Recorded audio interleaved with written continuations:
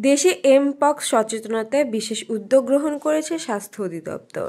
কারো মাঝে মাঙ্কিপক্সের লক্ষণ দেখা দিলে দ্রুত সময়ের মাঝে নির্ধারিত হটলাইনে যোগাযোগের পরামর্শ দিয়েছে স্বাস্থ্য অধিদপ্তর। শনিবার এক সংবাদ বিজ্ঞপ্তিতে স্বাস্থ্য অধিদপ্তর থেকে এ তথ্য জানানো হয়। বিজ্ঞপ্তিতে বলা হয়েছে, এমপক্স ভাইরাস দ্বারা সৃষ্টি একটি সংক্রামক রোগ।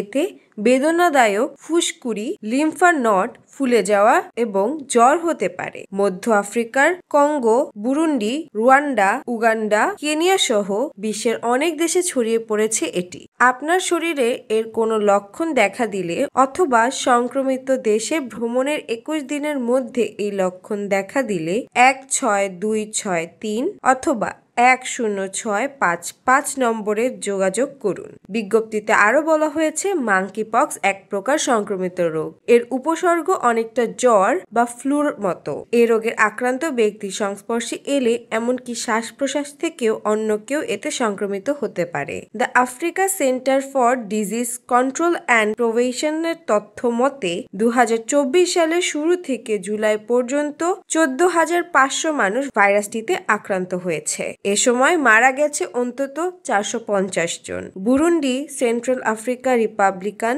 কেনিয়া এবং রুয়ান্ডাতেও এই ভাইরাস ছড়িয়ে পড়েছে। এদিকে বিশ্ব স্বাস্থ্য সংস্থা বিশ্বব্যাপী মাঙ্কিপক্স বিস্তারের ব্যাপারে জরুরি স্বাস্থ্য সতর্কতা জারি করেছে।